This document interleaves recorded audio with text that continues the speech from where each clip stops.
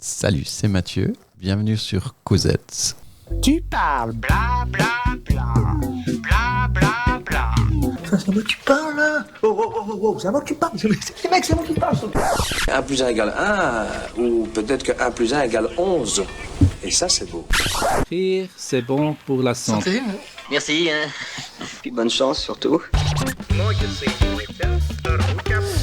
Bonjour, bonsoir et bienvenue sur Cosette. Épisode consacré à la culture avec moi, Julian est là. Comment ça va, Julian ? Ça va très bien. C'était bien l'Afrique. C'était très bien. Ouais. Mais malheureusement, Paul n'est pas là. Cette année, c'est un peu compliqué. Soit t'es là, soit Paul n'est pas là. Oui. Mais pour remplacer Paul, nous avons Louana qui est là. Coucou, comment ça va ? Salut Hugo, ça va très bien, merci. Et aujourd'hui, pour ce 9e épisode de la saison 5, on a l'immense joie d'accueillir un homme qui fait vivre la musique, qui fait vibrer les scènes et qui, chaque année, fait battre le cœur de milliers de personnes au bord du Léman grâce au plus prestigieux festival de musique au monde. Originaire de Vevey, il commence son aventure aux côtés du légendaire Claude Nobs, celui qui imaginait déjà un festival où se croisaient Miles Davis, David Bowie et Prince.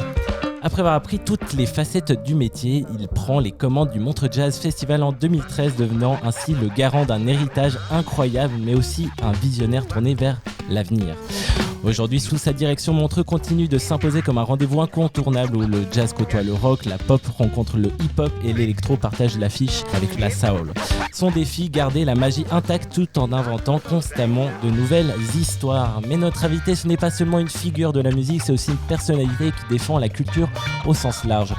Curieux, ouvert, passionné, il n'hésite jamais à s'engager pour soutenir la création sous toutes ses formes et à rappeler à quel point la culture est essentielle, inspirante et universelle. Mesdames et messieurs, pour cette Cosette placée sous le signe de la culture, on accueille avec une immense joie le talentueux, l'incontournable Mathieu Jaton. On applaudit fort. Bravo. Merci. Mathieu, comment ça va ? Bah, super après cette intro. Je te remercie. Je suis C'est flatté. toujours assez flatteur ces intros. Ouais, c'est bien. On est confort. Tu sais, il nous met à l'aise pour nous tacler après, c'est ça ? Non, pas du tout, que de bienveillant.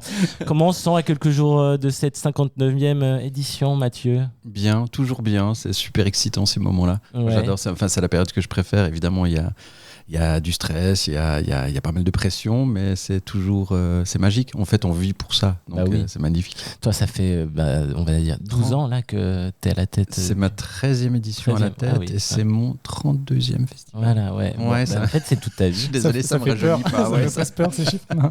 C'est toute ta C'est beau. vie et ça sera toute ta vie à jamais ou bien ? Bah, j'espère. J'espère, mais je dis toujours que pour moi, ce festival, il mérite des gens passionnés, des gens qui ont le cœur et les tripes dans le festival. Et si un jour je ne devais plus avoir ce cœur pour le festival, j'espère que j'aurai le recul suffisant pour me dire, en fait, ce festival mérite quelqu'un d'autre. Mais aujourd'hui, j'y suis bien, je suis passionné, j'ai toujours les tripes et toujours l'envie, en fait, d'aborder chaque édition. Bah, on voit, t'as les yeux qui pétillent. Bon, avant de commencer avec l'actu insolite, des petits coups de cœur de cette programmation incroyable de cette édition. Toujours, Ouais. toujours. Moi, les coups de cœur, il faut généralement aller chercher sous les couches. Donc, si j'essaye d'être un petit peu plus bateau, c'est la soirée FK Twix et Jamie XX.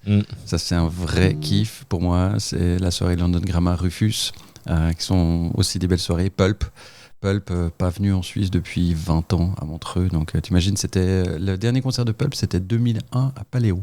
Waouh. Donc ça fait 20 ans qu'ils sont pas venus. En plus, ils ressortent un album qui est super bien, qui est hyper bien produit. Donc franchement, je me réjouis de voir Jarvis Cocker, qui pour moi, là j'ai en face de moi David Bowie, que t'as mis en vinyle. Ouais. Mais pour moi, Jarvis Cocker fait partie de ces dandys british incroyables que j'adore, en fait, dans sa stature. On l'a vu à Primavera avec David l'année passée. C'était avec Pulp justement, mais j'ai pris une claque mais monstrueuse. J'étais pas venu vraiment pour lui et tu te poses devant le concert, tu le regardes et t'es là, waouh, c'est tellement bien. C'est fou, toi qui as vu des milliers de concerts, tu prends encore des claques ? Ouais, mais je prends pas des claques de production.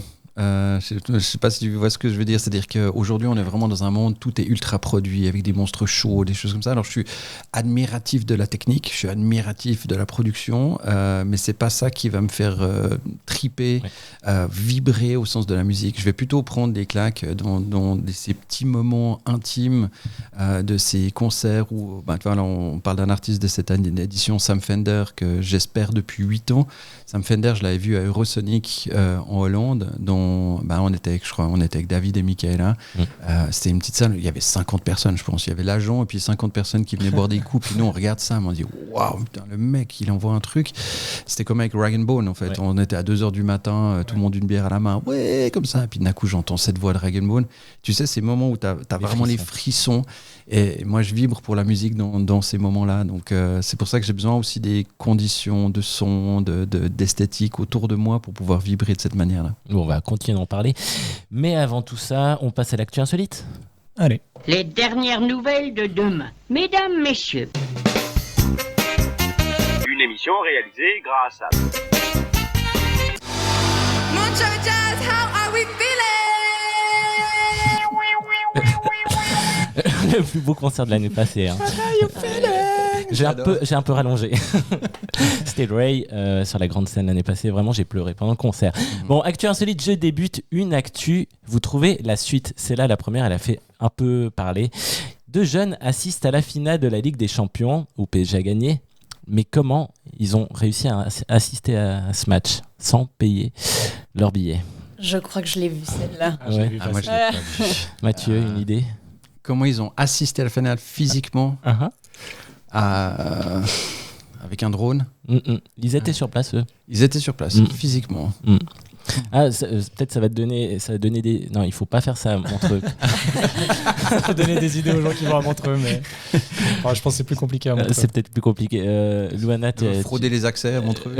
C'est en quelque sorte frauder les accès. Ouais, ils ont bien fraudé. Ouais. Louana, tu l'as, toi? Oui, alors il me semble qu'ils étaient cachés dans les toilettes, c'est ça? Exactement. Pendant très longtemps. Oui, et à Munich, pour la finale PSG Inter, 2 TikTokers de Belges ont réussi l'impensable, voir le match gratuitement en se cachant 27 heures dans les toilettes du stade. La veille du match, gilet jaune de sécurité sur le dos, ils entrent discrètement dans l'Allianz Arena, direction les WC où ils collent un panneau hors service, s'installent avec quelques snacks et attendent. Position assise, confort 0, mais détermination, niveau Ligue des Champions. Le lendemain, ils sortent incognito au milieu des supporters qui ont payé 800 balles la place. Pas mal. Moi, j'applaudis. En vrai, ça se respecte. J'applaudis le courage. Ça se respecte. Franchement, on peut dire qu'ils en ont chié. Allez, on continue. Ils ont eu le temps.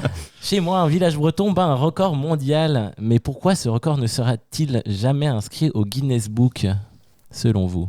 Et quelle parade ils ont trouvé pour l'inscrire quelque part? C'est trop gore? Non. Vous connaissez les conditions du Guinness Book? Non, justement pas trop. Alors, il faut trouver pourquoi il y a des conditions pour être inscrit dans le Guinness Book. Et ils ont refusé. Du coup, ils ont battu un record et ils l'ont inscrit d'une autre manière. Mais pourquoi? Alors, en vrai, le Guinness Book, pour attester d'un record, il faut... De l'argent. Il faut payer. Ça coûte très cher. Ah ouais. Et eux, ils étaient là, non. On ne va pas payer le Guinness Book. Qu'est-ce qu'ils auraient pu faire, à votre avis? Ils ont trouvé un sponsor? En partie, ouais. Mais ils ont créé une alternative. Ils ont fait du crowdfunding. Non. Ils n'ont rien payé. Ils n'ont rien payé. Voilà. On est chez les Bretons, hein. Ils sont inventifs. Ils sont fiers aussi de leur terroir. Qu'est-ce qu'ils ont pu faire? Elle est assez tricky. Ils ont créé leur propre Guinness Book. Bien joué. À Plougastel, on a battu un record mondial, une tarte aux fraises de 49,49 mètres carrés, 750 kilos de fruits, 300 kilos de crème et une fierté locale XXL. Mais le Guinness Book, niette, trop cher, de 20 000 € demandés pour homologuer le record. Résultat, la Bretagne a dit Kenavo et a lancé son propre livre, le Coref Book, 100% local, 100% gratuit. Le Coref étant une bière bretonne.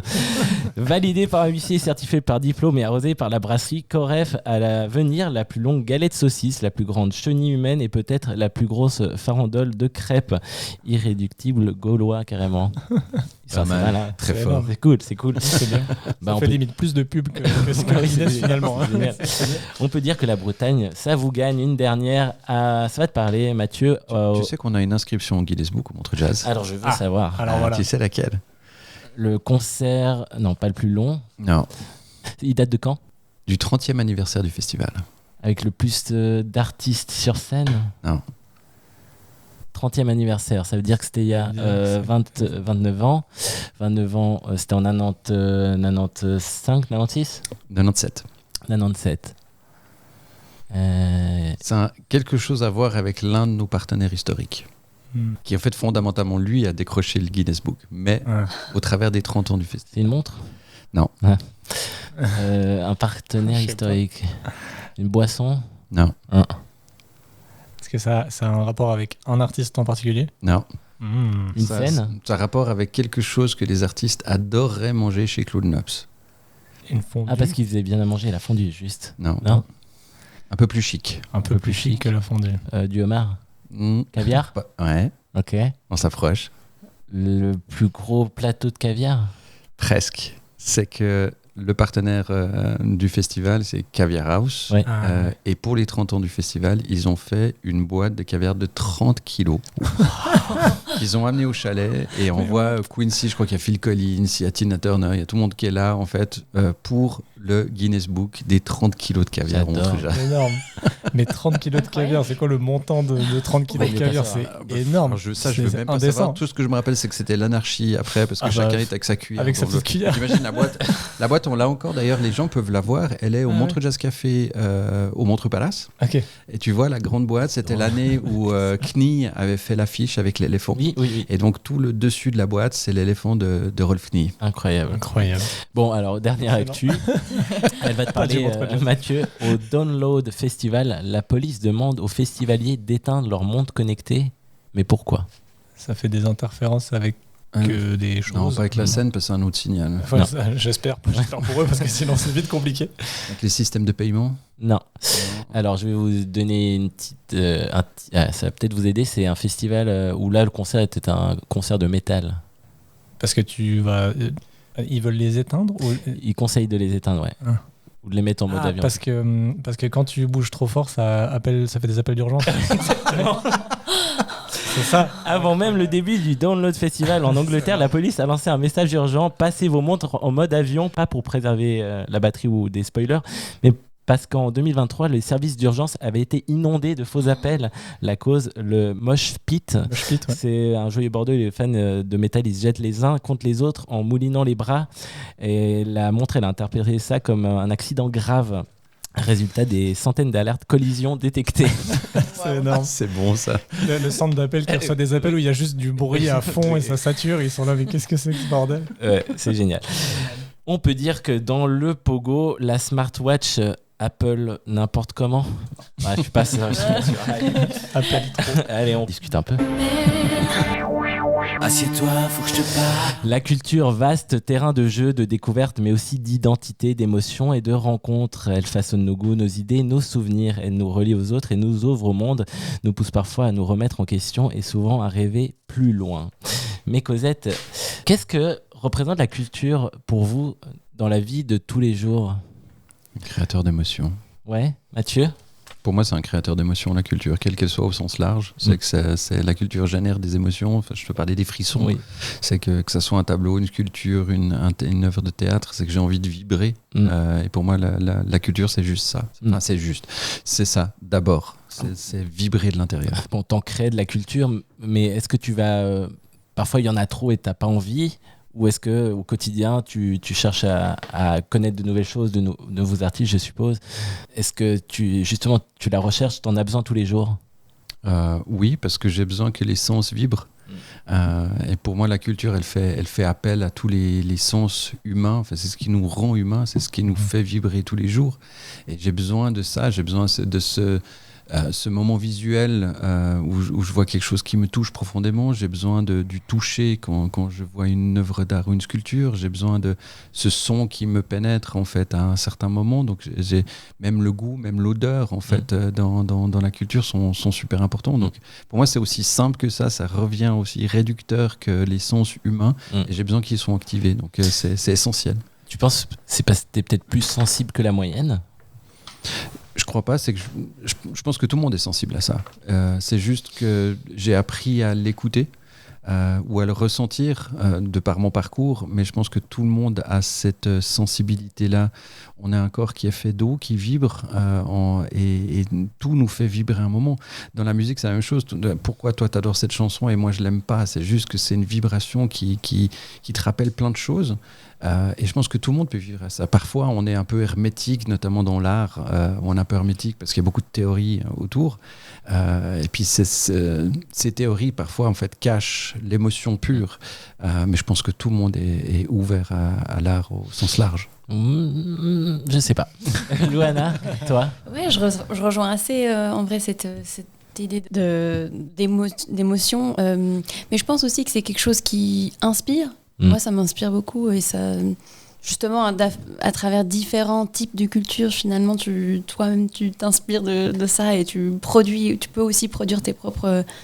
Tu vois, parce que toi, tu produis aussi, tu te mets à ton compte, tu fais de la vidéo, de la photo. C'est quelque chose où tu as une sensibilité aussi un peu accrue là-dedans. Ouais, exact. Et puis je trouve qu'on a peut-être tendance à penser je fais de la photo, je fais de la musique, et puis tu t'inspires que de ces choses-là, mais finalement, en fait, tu t'inspires autant aussi tu vois, tu fais de la musique, mais tu vois de la photo, de la vidéo, et puis ça t'inspire dans un autre sens, en fait. Ouais. Et ouais. Toi aussi, Julian, toi, tu es un peu sensible à ces vibrations. Tout à fait. Un petit peu. C'était une bonne manière de l'introduire, Mathieu. Bah ouais, moi aussi, du coup, mon métier en fait partie parce que je fais de la production vidéo. Et, il me semble qu'on a travaillé ensemble dans une vie antérieure. Tout à fait, mais dans une vie actuelle même. Mais je sais. Et peut-être dans des vies futures, on verra s'il y en a d'autres.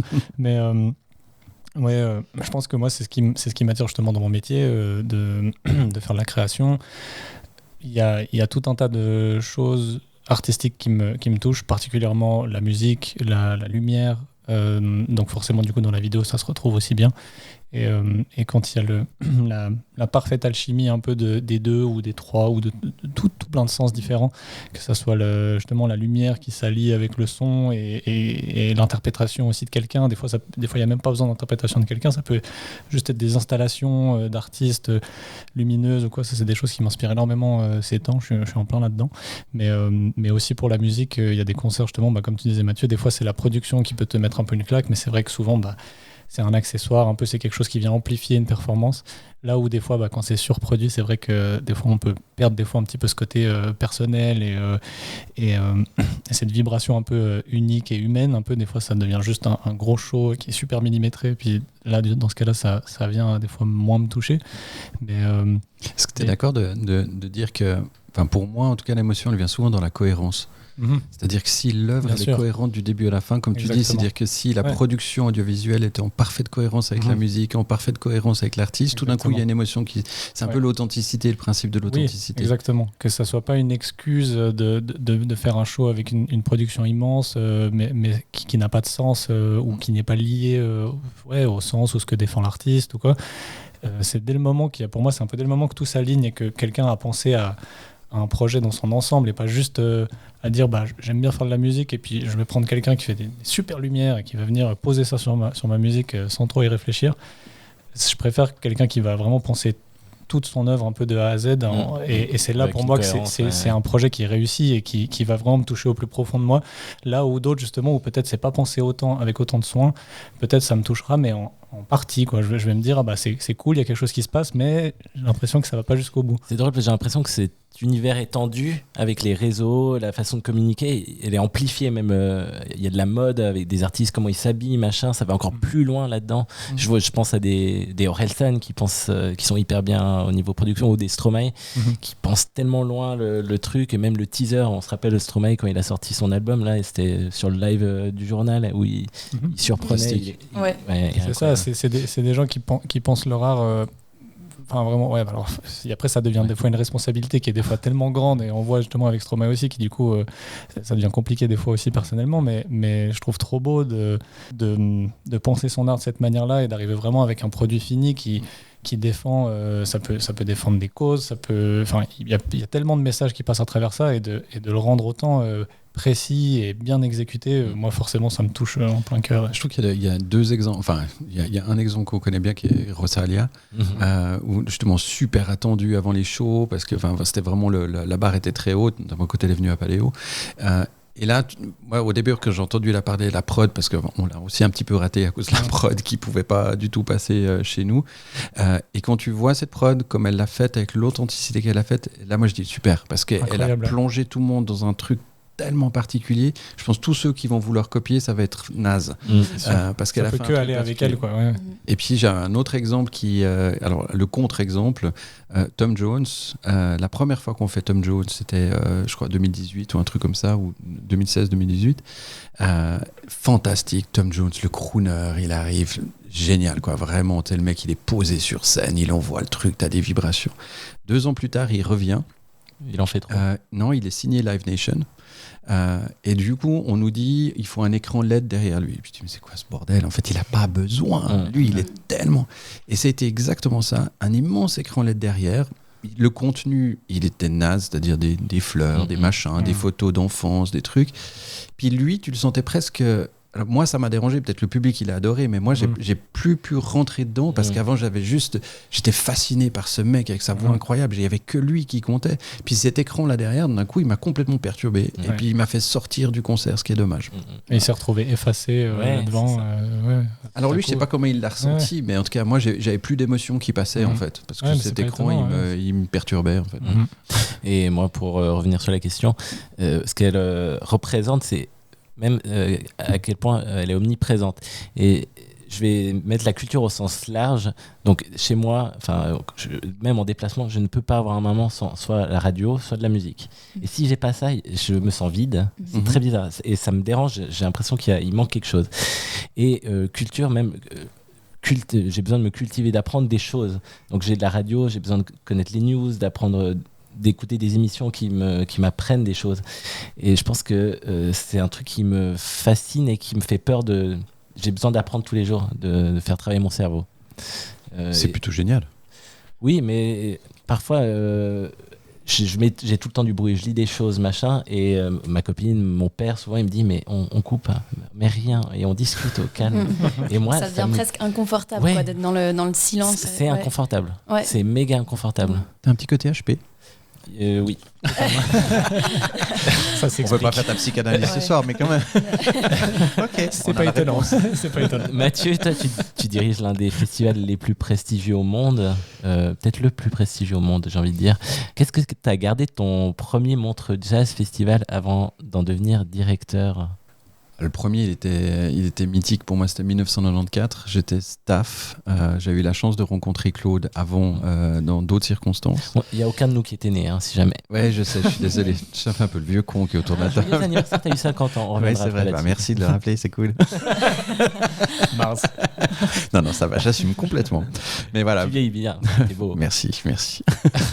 1994, premier festival. Claude m'avait demandé de venir au chalet pour m'occuper des réceptions des artistes. Donc t'imagines, là j'ai 19 ans à peine. J'arrive dans le mythique chalet de Claude Nobs.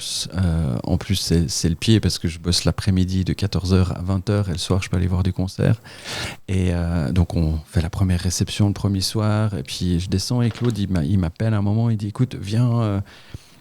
parce que j'ai les George Clinton, P-Funk All-Star qui sont tous là, il faut que tu viennes me donner un coup de main en backstage, c'est le bordel, ils sont 50, etc.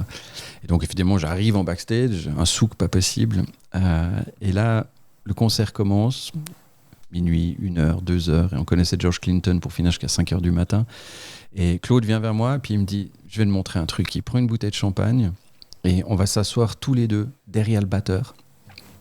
Il est 4h du matin, le mec ça fait 5 heures qu'il joue, hein. Donc en fait je le vois avec il lâche une main et puis il continue à jouer avec l'autre main, etc. Je lui passe les bouteilles d'eau et donc ça c'est le souvenir de mon premier festival, être assis derrière le batteur de George Clinton avec Claude en train de boire une bouteille de champagne, puis au bout d'un moment de se lever puis dire aux gars faut vous y aller parce qu'en fait l'avion il part dans un moment. Donc voilà, tu vois, je me suis toujours dit j'ai eu la piquouse du virus du festival que Claude m'a donné et puis je le perdrai jamais ces moments-là. Il y a 2 choses. Comment tu as rencontré Claude et est-ce que des moments aussi fous arrivent encore aujourd'hui à Montreux ? Alors, pour répondre à ta deuxième question, j'espère que j'aurai toujours cette légèreté presque infantile de pouvoir l'offrir à des gens en toute naïveté, en fait. Et c'est vrai que des fois, je me fais un peu violence parce que tu parles du plus beau festival du monde, le machin, etc. Puis de temps en temps, on oublie ces tout petits moments légers et on essaye de se laisser porter par ce genre de choses, quoi. Je dis pas que c'est facile. Des fois, on peut oublier, être aspiré par un certain nombre de choses. J'essaie toujours au niveau de l'équipe, et encore là, on a fait la séance du staff, et puis je leur dis toujours une chose, ce que j'appelle le BET du festival, bienveillance, élégance, tolérance. C'est-à-dire que j'aimerais que chaque personne au festival soit considérée de la même manière. Donc pour moi, il n'y a pas de hiérarchie, il n'y a pas de statut social, il n'y a pas de religion, il n'y a pas de culture différente. Tout le monde est là pour en fait profiter de la culture, et ça, c'est quelque chose que j'essaie de maintenir. Et quand un jour, je puisse offrir ce que Claude m'a offert.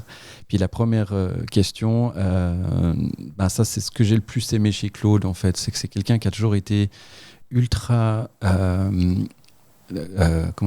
loyal, et il a toujours remercié les gens qui lui ont aidé à faire le premier festival, dont mon papa faisait partie, parce que mon papa était scout à Vevey, Claude était scout à Montreux, et il avait appelé un peu tous ses potes pour venir l'aider à faire le festival. Ton père était passionné de musique déjà aussi.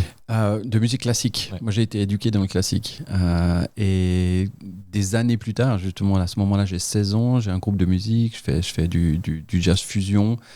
Mon rêve, c'est de rencontrer Claude Nobs du festival, mais surtout de Warner Music, parce qu'en fait, c'est celui qui avait signé justement dans le label d'Aretha Franklin, Nina Simone. Enfin, c'est mon kiff absolu. Et en fait, je téléphone plusieurs fois au bureau où il y a un peu des barrières. Tu vois, c'est quand même le patron de Warner Europe. Hein, tu vois, je veux dire, et à un certain moment, la secrétaire, elle dit assez fort, en fait, Mathieu Jaton, et c'est Claude qui prend le téléphone et qui il dit « Salut Mathieu !» Puis je dis, moi, je le connaissais pas du tout. Hein. Il dit, t'es bien le fils de Philippe ? Oui. Tu veux quoi ? Et puis je dis, je fais de la musique, passe au bureau. Et ça s'est fait comme ça, et je suis passé au bureau, j'avais 16 ans, on est venu avec le bassiste du groupe. On a passé 1 heure ensemble dans son bureau. Il a écouté toute la démo. Il nous a donné des conseils. Ça n'a jamais abouti à grand-chose pour nous, mais il nous a donné des conseils. Et puis c'est là que j'ai eu cette chance de rencontrer, en fait, l'homme qui avait derrière Claude. Et c'est celui-là que j'ai toujours aimé, en fait. Et quand j'arrive dans ce bureau, t'as le poster des Rolling Stones, t'as le disque d'or de Led Zeppelin, tu deviens fou quand t'arrives là-dedans. Et en fait, la seule chose qui m'a fasciné en arrivant dans ce bureau, c'est que chez cet homme-là, la star de la musique, il y a une seule photo sur son bureau. Tu sais laquelle c'était ? Son mari ? Non. Sa maman. Exactement. Et ça m'a tellement touché. J'avais 16 ans, mais ça m'a tellement touché. Et j'ai toujours gardé ça dans mon cœur, en fait, avec Claude. Et c'est cette personne-là que j'ai tant aimé, qui a été ensuite mon mentor. Bon, on parle de mentorat. Est-ce que vous avez un héritage culturel que votre famille ou vos origines vous ont été transmises ? Loana. Moi, typiquement, je suis franco-portugais, mais breton-portugais. Et c'est pas facile à porter, ça. Non, mais pas franco-breton, mais attention. beaucoup, ouais. Et grosse charge. Moi, j'ai toujours eu des valeurs. De Bretagne, mais mes grands-parents, ils m'ont toujours transmis leur culture, leurs valeurs. C'était hyper important. Et au Portugal aussi, hyper important. Les traditions, l'amour de la famille, de la musique, de l'art. De nos régions. C'est génial parce que c'est un mix de 2 régions qui sont ultra authentiques. Ouais, en fait, exactement. Finalement. Donc même culinairement parlant, de manger, c'était hyper important. Toi, t'as déjà eu ça, Loana ? T'as grandi à Nyon, hein ? Moi, j'ai grandi à Nyon, ouais. J'ai 2 parents suisses-allemands. Les Rösti. Les Rösti, oui. Les Spätzli, tout ça. Ouais, écoute, je dirais aussi, juste la famille, le partage, tu vois. Ouais. Et j'ai aussi grandi avec un papa qui fait de la musique, donc c'est aussi quelque chose qu'on a toujours partagé durant l'enfance aussi. Donc on faisait beaucoup de musique ensemble. Ouais. Et c'était un peu ce projet commun, tu vois, de faire un peu une activité père-fils. Et ouais, c'était... Quoi comme musique ? Écoute, lui, il fait pas mal un peu rock et en même temps, il aime beaucoup le jazz aussi. Donc en fait, ça dépend. Il faisait des trucs un peu plus actuels avec moi quand j'étais plus jeune et quand on faisait des musiques Rihanna, etc. Mais aussi, lui-même jouait dans un groupe et là, c'était plutôt du jazz. Ouais. Toi, Juliane ? Aussi, alors, des origines assez différentes. Ouais, franco-vénézuélienne et suisse. Donc, suisso-franco-vénézuélienne, je ne sais pas dans quel ordre les mettre, mais je crois pas que mes parents avaient une grosse passion pour la culture tant que ça. Mon père peut-être pas énormément, mais de côté de ma mère un petit peu plus. Elle avait fait une école de design au Venezuela et elle a toujours fait des métiers un petit peu créatifs. Et je pense qu'elle m'a pas particulièrement inspiré par sa pratique, mais peut-être juste par son ouverture, en tout cas avec les métiers artistiques, et le fait que pour elle, juste le simple fait d'envisager que l'art, la culture, ce soit un métier et ça puisse devenir un métier pour quelqu'un. Rien que ça, je pense que c'est une chance parce que finalement, on le remarque peut-être pas assez, mais il y a quand même beaucoup de gens qui partiront du principe que des métiers artistiques, des métiers culturels ne seront jamais un métier parce que c'est vrai que ça peut être la dure réalité dans certains secteurs.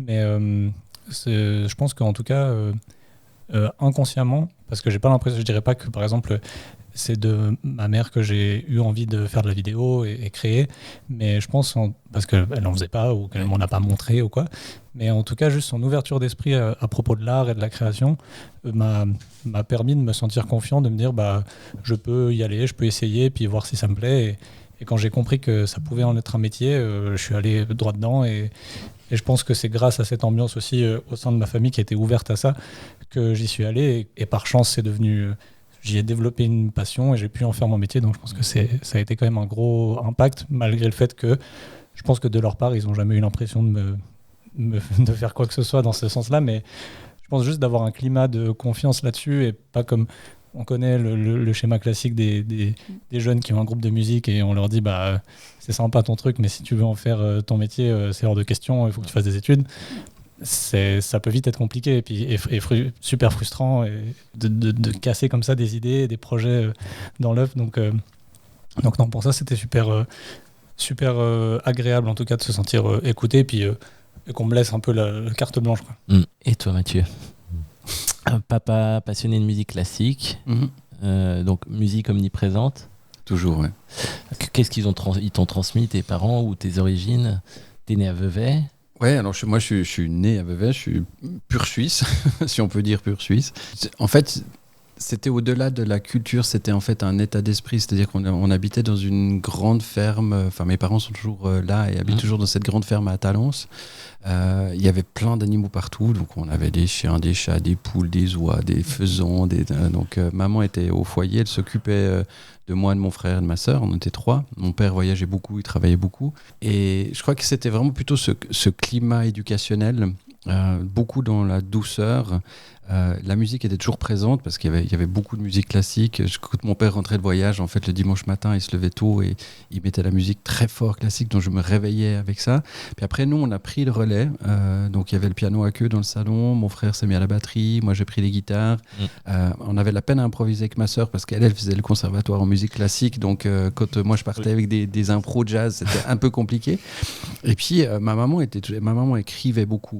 C'était quelqu'un qui avait cette sensibilité de la littérature. Un milieu, enfin des gens qui ont de la sensibilité à l'art et qui te l'ont partagé. Oui, mais c'était pas la notion des artistes, tu vois. Je veux dire, il n'y a pas des sculptures dans le jardin, il n'y a pas des tableaux de maîtres sur les murs, tu vois. C'était plutôt cette notion de l'art authentique, de cette culture authentique dont on parlait tout à l'heure. Ouais, de faire, comme tu parlais de vibration, de faire vibrer des choses en soi, quoi. Ma mère écrivait, simplement, elle avait une plume incroyable, et puis tout le monde lui disait, mais tu devrais écrire un livre, etc. Et puis chaque fois, elle me répondait, mais pourquoi, en fait? J'aime bien écrire pour moi, j'aime bien vous écrire des lettres, mais j'ai rien à dire. Et en fait, au début, je comprenais pas, puis avec du temps, j'ai compris.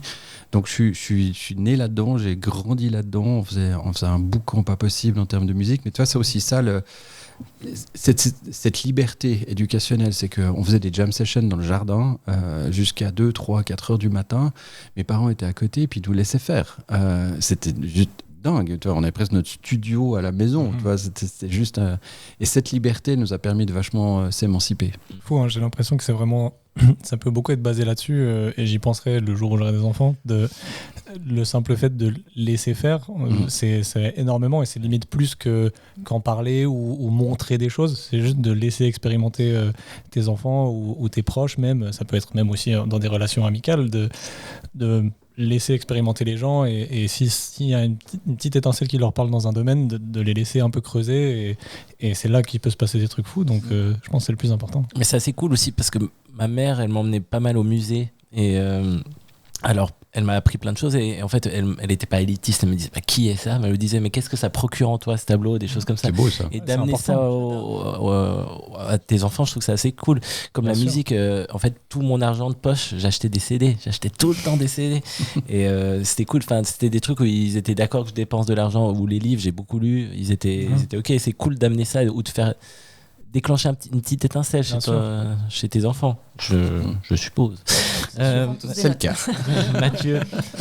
Je suis le seul à être papa autour de la table, c'est ça. Eh oui. À moins qu'on le sache pas. Pas encore. Toi, t'es papa de Montreux, en tout cas le papa actuel. Comment t'imagines le Montreux Jazz Festival dans 10 ou 20 ans, dans un monde culturel qui évolue tellement vite, même les technologies évoluent? J'en sais rien. Ouais. Et je ne me pose pas cette question. La question, je me la pose pour l'année prochaine, pour au pire l'année d'après. Parce que justement, je pense que le profond de la culture, c'est que ça ne se calcule que pas. Ce n'est pas une stratégie à long terme. Tu dois pas anticiper quand même des choses? Oui, des tendances aussi. Alors, tu anticipes un certain nombre de choses. Ça, c'est important. Il y a certaines modes aussi sur lesquelles il faut soit les accepter, soit les refuser en fait, sur un festival comme ça. Je pense qu'il faut surtout anticiper un certain nombre de situations. Et ça, c'est souvent la mauvaise partie pour moi, parce que anticiper, ça veut dire aussi supprimer des trucs ou changer quelque chose. Enfin, pas supprimer, mais changer. Rappelez-vous quand on a supprimé le Montreux Jazz Café et puis on a remplacé par d'autres choses. On s'est fait fustiger, mais en fait, on était 2 ans avant que le café commence en fait à perdre vraiment de son impact. Et je pense qu'un festival, il doit être vivant, il doit évoluer en permanence, etc. Mais ça reste quand même du court terme. Quand je dis court terme, c'est 2-3 ans. C'est pas beaucoup plus. Et ça ne veut pas dire qu'après, on n'a pas une stratégie, par exemple, de marque pour le festival, dans son développement, dans le positionnement, dans la vision, dans l'ADN, dans plein de choses qui existaient beaucoup moins avant. Oui, parce que pour ceux qui ne savent pas, Montreux Jazz est une marque qui évolue. Il y a les cafés, vous faites des concerts internationaux, il y a le Spotlight aussi. Alors, pour ceux qui ne savent pas, on a 6 festivals dans le monde aujourd'hui. Donc, Montreux Jazz Rio, Montreux Jazz Tokyo, Montreux Jazz China. On va ouvrir Montreux Jazz Frank Shock en Afrique du Sud. On va certainement ouvrir Abu Dhabi aussi l'année prochaine. Puis c'était Miami, je crois, en fait. Voilà. Enfin, on en a quelques-uns. On a les cafés. On a maintenant le club au Millennium, mais qu'on va développer à travers le monde. On a un nouveau projet que vous allez découvrir au festival qui s'appelle les Montreux Jazz Loft. Ça, c'est mon dernier bébé. Je l'adore. En fait, il va ouvrir en fait à Malais, à la Tourtilia, l'année prochaine. C'est tours qui sont en train d'être construites. Exactement, ouais, à côté du badminton, à côté de la Vaudoise Arena. Ça s'appelle la Tourtilia. Et là-dedans, on va faire un appartement de 250 mètres carrés. Mais tu sais, vraiment l'appartement dont tu rêves, Stéphane, de musique. Des super canapés, des platines vinyles, des super enceintes, etc. Puis en fait, on a voulu ça comme un appartement que tout le monde peut louer. Tu veux faire une fête avec tes potes, 30 personnes, etc. Tu peux louer l'appartement. Et je me suis rendu compte que, en fait, j'ai commencé un peu à benchmarker, à regarder, puis je me dis, mais ça n'existe pas. Aujourd'hui, c'est soit tu vas au resto, soit tu loues un hôtel, ça te coûte hyper cher, soit tu loues un refuge, du coup ça coûte pas cher, mais bon, tu dois tout faire. Et puis en fait, un truc vraiment, un appart que tu loues comme ça, et puis que tu peux même venir avec 10 potes, te poser sur le canapé. Évidemment, il y aura toutes les archives du festival, il y aura un bartender incroyable, donc tu peux, si tu veux, tu le prends vide, ou tu le prends avec tous les services du festival, c'est-à-dire que tu peux faire un chef tables, tu peux avoir quelqu'un qui vient faire la curation, tu peux avoir un DJ, tu peux avoir un musicien, etc. Et donc on va lancer ça. Ouais, c'est une excellente idée. On va parler d'un petit sujet qui fâche. Cette scène du lac incroyable, pour les gens qui ne savent pas, Stravinsky va réouvrir l'année prochaine, si tout va bien, je vous le souhaite. Et cette scène du lac, le Montreux a dû s'adapter. La scène du lac a été ouverte l'année passée, elle est encore ouverte cette année. Elle a fait l'unanimité. Elle est magnifique avec le coucher de soleil. Vous allez la fermer l'année prochaine? Ouais. Pourquoi? Allez, je la fais vite. Il y a 3 raisons principales. La première, c'est que, alors politiquement, il faut quand même se mettre dans la tête que la population et la ville de Montreux investit 90 millions pour refaire son centre des congrès. Et je me voyais mal dire à la population, merci, vous avez investi 90 millions, mais maintenant c'est super, je vais continuer à vous emmerder sur la place du Lac. Ça fait du sens.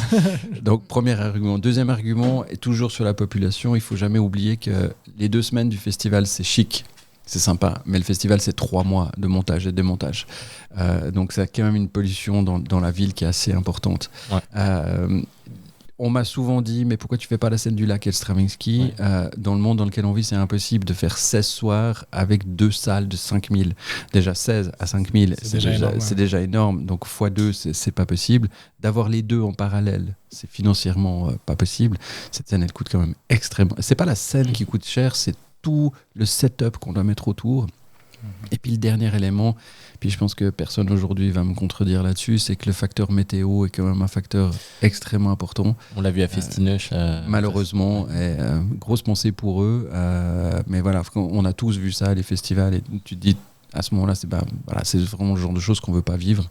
On est quand même très exposé avec cette scène au bord du lac.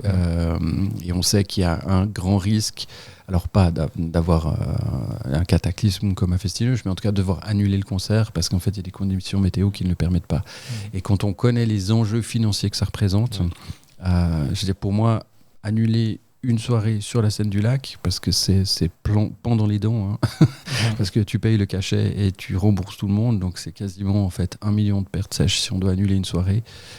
Donc là, je touche du bois et je croise les doigts pour que ça se passe bien sur 2025, mais je serais quand même content de revenir à l'intérieur. Ceci dit, et si tu me permets, vas-y, bien sûr. J'ai toujours dit que les années 2024 et 2025 étaient des expériences qu'on allait accumuler et que le festival 2026 ne serait pas le festival 2023.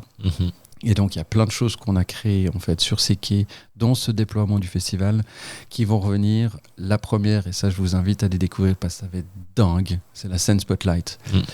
J'ai été voir les montages ce matin, c'est un truc de malade. Théodora, elle sera sur cette scène ? Théodora sera sur cette scène. Ouais. Parlons de Théodora juste 2 secondes, parce qu'elle est en train de tout remplir les stades de France. Ça va être l'émeute, ça va être horrible. Mais elle est en gratuite à Montreux. Dans une salle de 600 places. Oups. c'est ça le truc de découvrir des bons artistes au moment où ça pète. Tu veux dire, oups. Honnêtement, on en a parlé avec David ce matin et je pense que pour la première fois, alors ça va rester gratuit, c'est le principe, ça reste gratuit. Mais par contre, pour des mesures de sécurité, surtout pour ne pas générer trop de frustration de milliers de personnes qui viennent, on va annoncer ça bientôt, mais on va certainement mettre un système de place où tu réserves ton billet gratuit, si tu veux. Mais comme ça, on maîtrise les personnes qui peuvent venir. Ça sert à rien de drainer 5000 personnes qui attendent pour rentrer dans une salle de 600. Bien sûr, on va être frustré. Ça va être... C'est sûr. Ouais. Puis c'est, dans un sens, c'est bien que vous vous rendez compte de ça, parce que dans un sens, c'est aussi votre responsabilité de jauger un petit peu. Si tout à coup il y a énormément de demandes, pour le coup ça va dans votre sens, vous avez trouvé la bonne artiste qui va super bien marcher.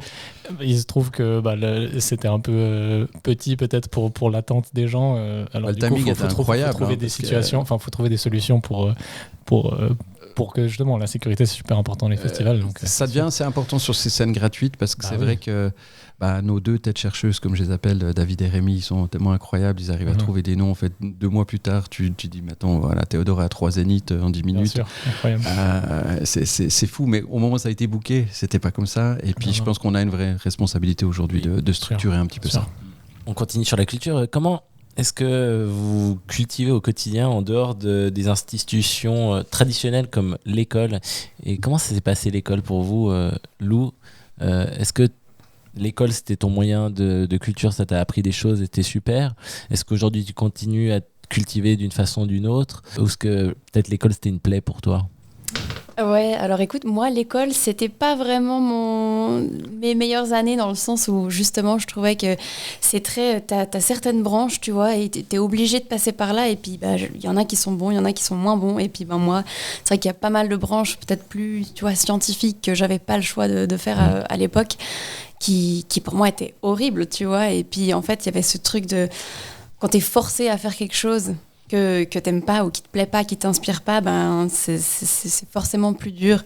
Et du coup, c'est dommage parce que ça peut un peu dégoûter, justement. Et puis ensuite, faut par toi-même, tu vois, redécouvrir, ça m'intéresse. Et puis par toi-même, faire la démarche et puis de t'informer autrement. Et puis voilà. Est-ce que malgré tout, tu vois, l'école, ça t'a ouvert une perception du monde, ça t'apprend des choses et à raisonner. Ouais, alors c'est sûr. C'est vrai que là, dans ma tête, je pensais beaucoup à ces premières années, tu vois, d'école obligatoire ou de gymnase ou comme ça, mais par la suite, j'ai fait un apprentissage et je sais que là, j'avais des cours, tu vois, à l'école de commerce, et puis là, tu vois, ça te montre déjà un peu plus, tu vois, t'as peut-être déjà plus, je sais pas, une perception, ça... Ouais, alors je vois quand même, t'es quelqu'un qui t'es un peu entrepreneuse, parce que tu te lances à ton compte, tu testes des choses, et on en a parlé plusieurs fois où t'aimerais apprendre des nouvelles compétences, donc tu taffes le truc, quoi. Tu testes, t'essayes, tu te lances en tout cas. Ouais, j'ai vraiment l'impression que c'est quelque chose que j'ai reappris, tu vois, par la suite. Au début, j'étais un peu dégoûtée, je savais pas ce que je voulais faire, tu vois, genre, t'as l'impression qu'on t'impose des trucs. Et puis, par la suite aussi, aujourd'hui, tu vois, t'as pas que l'école, tu vois. Par exemple, la vidéo ou la photo, moi, j'ai jamais pris de cours. Et puis, je pensais que c'était pas du tout une option pour moi parce que j'étais pas assez bonne pour des écoles d'art, par exemple. Et puis ensuite, tu te rends compte que si vraiment tu veux, aujourd'hui, tu peux aussi apprendre des trucs, tu vois, par toi-même.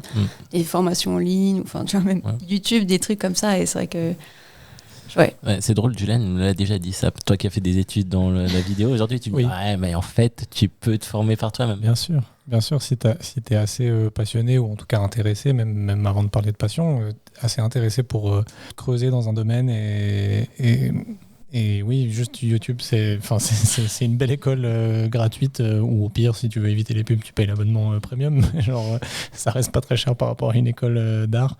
Et si tu es assez déterminé et tu sais un petit peu où tu veux aller, tu peux vraiment te former sur tellement de choses différentes, c'est fou. Toi, tu vas devoir te former à la comptabilité, tu sais. Parce que tu te mets à ton compte bientôt. Potentiellement, ouais. Peut-être je vais faire comme j'ai fait jusque-là, je vais payer quelqu'un pour le faire pour moi. Parce que j'espère pouvoir le faire ça, parce que sinon j'ai pas mal de choses à apprendre, et je préfère faire confiance à des professionnels, comme ça j'ai la tête tranquille. L'école, t'étais un élève moyen, ça allait? Un élève moyen, et peut-être pas modèle, mais parce que j'aimais bien quand même rigoler, puis potentiellement des fois être un peu turbulent, mais j'étais très appliqué, je voulais toujours avoir les bonnes notes et tout. C'était limite peut-être presque plus pour mes parents que je le faisais que pour moi. Je voulais que tout se passe bien, et je me disais je veux ramener les notes, comme ça c'est pas une discussion, on sait que moi je fais mon travail et je fais ma part du boulot, et on me laisse tranquille. Et donc j'ai toujours fait un petit peu ça comme ça, et jusqu'à ce que quand je suis sorti de l'école, j'ai commencé à apprendre mon métier du coup dans le multimédia, et là, puisque je faisais directement j'apprenais des choses dans la direction en tout cas de où je voulais aller, et dans les domaines qui m'intéressaient, forcément c'était beaucoup plus simple d'apprendre et d'être du coup impliqué. Donc il y avait moins d'efforts à fournir qu'à l'école obligatoire. C'était évidemment plus simple pour moi, et c'était cool parce que ça arrivait assez tôt. Mais c'est vrai qu'au final, l'école m'aura appris certaines petites bases de réflexion, de comment un peu appréhender l'art, comment appréhender la culture. Je pense que c'était une très bonne base. Mais après, techniquement et tout ça, finalement, c'est vrai que c'est assez sur le terrain et par soi-même qu'on apprend le plus, quoi. Toi, Mathieu, bon élève? Ouais. Ouais. J'ai toujours aimé l'école, en fait. J'ai toujours aimé apprendre, un peu comme toi, en fait. C'était aussi apprendre, mais j'aimais toujours bien aimé le travail bien fait. Donc, c'est vrai que je passais pas mal de temps. J'avais de la peine à arriver à des examens en disant rien à foutre, je vais juste au talon. J'avais besoin de me plonger là-dedans. Et puis, je crois que j'ai eu la chance aussi d'avoir des super profs dans pas mal de domaines, parce que ça peut aussi défendre des profs. Donc franchement j'ai bien aimé tout le parcours, que ça soit l'école obligatoire, après le bac et après les HL. Les HL c'était un surkiff, donc j'allais en cours à l'école tellement j'étais content, quoi. Et aujourd'hui, est-ce que on parlait de t'as vu tellement de concerts, tu cherches de nouvelles pépites, c'est pas ton rôle parce que t'as des personnes qui travaillent avec toi pour ça, mais tu fais partie évidemment du processus. Comment tu t'arrives à faire travailler ton cerveau, apprendre de nouvelles choses, découvrir de nouvelles choses? Est-ce que c'est la passion qui te pousse à faire ça? On va parler de notre côté HP là maintenant. J'ai besoin de m'abreuver en permanence. J'ai besoin de toujours faire avancer les choses, de connaître de nouvelles choses, de découvrir de nouvelles choses. Donc je suis tout le temps connecté, je suis tout le temps en train de lire quelque chose. Alors j'ai de la peine à me focuser sur un truc, par exemple sur un bouquin, j'ai un peu de peine à me focuser. C'est pour ça que j'adore la BD, parce qu'en fait la BD elle m'occupe un peu plus. Mais c'est vrai que j'adore rencontrer rencontrer. Moi, c'est beaucoup au travers des rencontres. J'ai la chance par le festival pour rencontrer des milliers de personnes, d'écouter ce qui se passe autour, de comprendre. Je suis pas quelqu'un qui suis dans les extrêmes, donc j'ai souvent de la peine à me positionner avec les extrêmes parce que je les comprends pas. Et j'aime bien ces échanges, j'aime bien ces dialogues, j'aime bien les débats. Je trouve qu'aujourd'hui on débat plus, on n'ose plus débattre parce que t'es soit tout à gauche, soit tout à droite, soit t'es pour, soit t'es contre. C'est chiant en fait parce que ça mène plus de ce que l'autre. Il y a plus de nuances et puis surtout qu'il y a plus ce que l'autre peut nous apporter.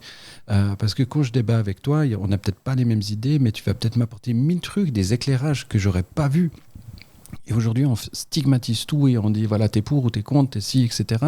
Et je trouve que c'est un petit peu dommage. Donc, je vais essayer de m'abreuver différemment. Dans le cadre du festival, c'est surtout, j'adore les nouveaux projets. Alors, des fois, faire un peu transpirer mes équipes. Là, je vous ai parlé du loft, mais voilà, c'est un peu. Chaque fois, j'aime bien ce genre de choses. Et puis, c'est super d'avoir aussi une équipe qui dit attends, trop cool, on adore l'idée, on va développer un nouveau truc derrière, etc. C'est magique, en fait. Pour moi, je fais le plus beau métier du monde parce qu'en fait, en plus, cette marque et ce festival, c'est sans limite, tu vois. Enfin, on a parlé des cafés, des festivals, maintenant on fait un appartement. Est-ce que demain on fera la villa du Montreux Jazz? Est-ce qu'on fera l'hôtel Montreux Jazz? J'en sais rien, mais un podcast. Un podcast ou une radio Montreux Jazz, par exemple. Ça serait, je te l'ai dit en off, que ça serait super. Oui, ce serait super. Tu rencontres beaucoup d'artistes, mais tu as mentionné que certains grands noms, ils demandent des cachets énormes. Et à quel moment tu te dis c'est trop pour Montreux? Et il y a quand même quelque chose qui me travaille, c'est que est-ce que le seul nom de Montreux Jazz Festival, le prestige d'y jouer, ça suffit pas à attirer des artistes avec un cachet symbolique? Non, alors je tue un mythe. Enfin, oui et non. C'est-à-dire le symbolique, ça n'existe plus aujourd'hui. C'est-à-dire que moins que ce qu'ils pourraient demander ailleurs, oui. Il y a beaucoup une notion de capacité chez les artistes, c'est-à-dire que si tu as un festival qui fait 10 000 et un festival qui fait 5 000 comme nous, automatiquement, il y a quand même une sorte de prorata de ce que tu vas payer comme cachet. Ceci étant dit, il y a, c'est vrai, beaucoup d'artistes, par l'histoire de Montreux, par la qualité de Montreux, par l'expérience de Montreux qui est différente, qui vont en fait accepter de venir dans des conditions un peu plus basses. S'ils font une arena tour, par exemple, c'est toujours du 10-15 000. Quand je dis, ça ne veut pas dire que nous, on va payer moins, mais proportionnellement par rapport à notre capacité, on paye un petit peu moins. Donc, ils vont accepter de faire une date moins rentable parce que c'est Montreux. Et ça arrive assez souvent. Après, il y a aussi ce facteur de Montreux qui est très important, c'est d'être... on a parlé de ces jeunes artistes comme Théodora. Il y en a plein en fait, qu'on a fait au tout début de leur carrière. Alicia Keys, Rag & Bone. Récemment Yamé. Yamé, c'est Ed Sheeran. Voilà, tous ces artistes avec qui on a gardé en fait, un lien émotionnel. Alors si tu prends Ed Sheeran par exemple, aujourd'hui, c'est impossible. Je veux dire, quand tu regardes ses concerts, ses tournées, ses prods, c'est que des stades, quoi. C'est que des stades et c'est pas possible. Par contre, que Ed Sheeran, dans 2-3 ans, quand il aura fini sa tournée, se dit tiens, je me ferais bien un petit Montreux en acoustique avec ma gratte, ça, c'est possible. Par contre, il faut être patient, il faut attendre et puis planter des clous et puis surtout de rester à sa place. Et tu parlais du prix, c'est qu'à un certain moment, pour moi, la culture n'est pas un ego trip. La culture, quand on fait de la culture, on le fait parce qu'on a envie de faire plaisir à des gens. Et notre limite de réflexion, elle est vraiment se dire, ok, voilà, par rapport au cachet qui nous est demandé, le prix qui est faisable pour payer ce cachet-là, est-ce qu'il est acceptable pour les fans de cet artiste? Alors, on ne sait pas tout. Des fois, on se plante. Des fois on est trop haut, des fois on est trop bas, ça peut arriver, mais c'est notre seule limite si tu veux. Je te donne peut-être des exemples bêtes. Tu prends les Rolling Stones aujourd'hui. Je t'ai entendu dire que c'est un de tes rêves de les faire venir. C'est le rêve de tout le monde. Je me réalise dans un format acoustique, mais ça je sais que c'est pas possible. Mais tu vois, tu prends un groupe aussi mythique que les Rolling Stones qui est totalement inatteignable et que tout d'un coup ils se disaient dans un délire. Et dernière tournée, on se fait un petit passage à Montreux. Là, il n'y a plus de notion de prix parce que la communauté de fans de Rolling Stones, d'aller voir dans un petit setup comme le Stravinsky, t'es prêt à... Moi, personnellement, comme fan, je suis prêt à mettre n'importe quel prix pour les voir. Quand je dis n'importe quel, il faut être raisonnable. Puis après, tu as tu vois, dans la nouvelle génération qui s'adresse à un public plus jeune, on a parlé de Rosalia, mais on peut parler aussi de Karol G ou d'artistes comme ça qui sont dans des prix démentiels. Par rapport aux vieux de la vieille, si tu veux, là, souvent, c'est notre limite. Parce que de dire, de faire un prix de billet debout pour un public à 20-25 ans à 180 balles, c'est déraisonnable. Donc, on le fait pas. Mais on en parle. Un sujet qui fait parfois jaser, c'est le prix des billets du Montreux, qui sont assez chers. Pas pour tout le monde, mais pour certaines personnes. Moi, je sais la réponse, mais comment on explique le prix d'un billet qui est à 130, 150 francs parfois et que les cachets, ils doivent être énormes derrière. Mais tu dis qu'il y a une limite dans les cachets. Il y a une limite dans le prix qu'on va mettre par rapport au cachet qu'on va pouvoir payer. C'est plutôt ça. C'est juste mathématique. C'est-à-dire que tu as une salle qui fait 5 000. Si tu payes un cachet de 300, 400 000, tu divises plus, tu ajoutes les frais de la scène, les frais de prod, les frais de backline, les frais de machin. En fait, ça te coûte pas 300, 400 000, ça coûte 800. Et puis, tu divises par le nombre de billets, puis tu arrives à un certain prix. Puis là, tu te dis, est-ce que c'est raisonnable par rapport au public ou ça ne l'est pas. Et il y a certaines fois, on va dire, OK, c'est raisonnable, on peut se planter. Puis des fois, c'est pas raisonnable. Et la notion de la cherté ou du prix, elle est très aléatoire. En fait, tu vois, dans ton quotidien, aujourd'hui, je sais pas, tu prends un public plus jeune qui va s'acheter une paire de Air Jordan à 450 balles.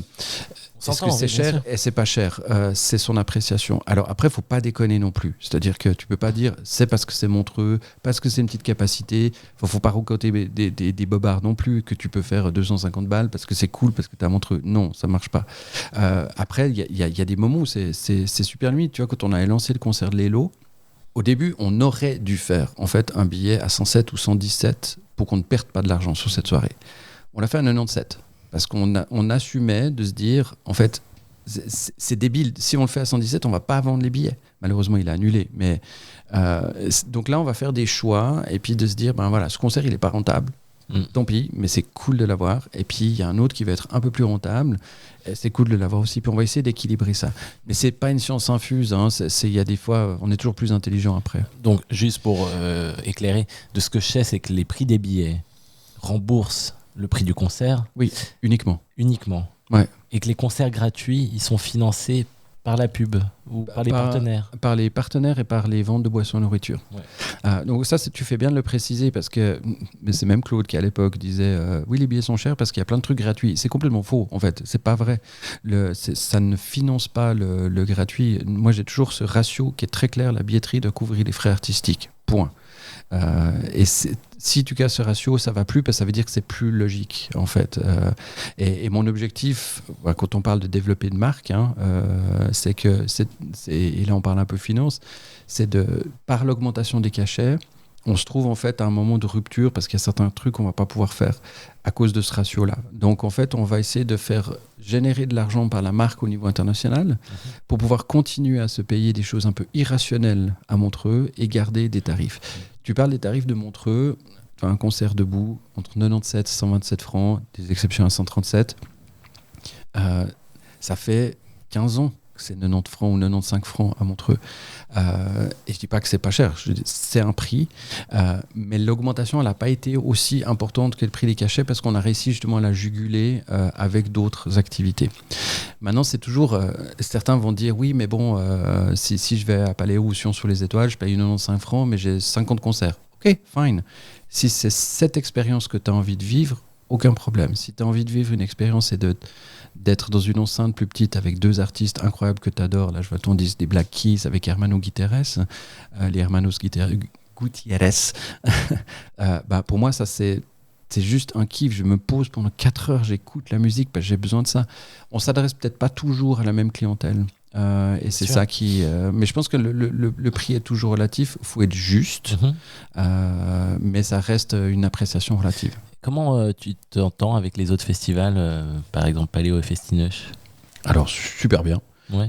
Très clairement, parce que je crois qu'on a un respect et une estime pour... Là, tu as cité pour moi les deux festivals pour lesquels j'ai énormément de respect dans la manière dont ils font les choses. Et je pense qu'on ne se rend pas toujours compte en Suisse romande comme on est gâté, déjà sur le nombre de festivals, mais sur aussi la qualité et la pertinence de chacun de ces festivals. Tu vois, Paléo, et j'ai pas peur de le dire, Paléo pourrait être le festival qui casse tout, qui va chercher les big stars en mettant des prix de malade, etc. Parce qu'ils ont quand même une capacité qui est différente.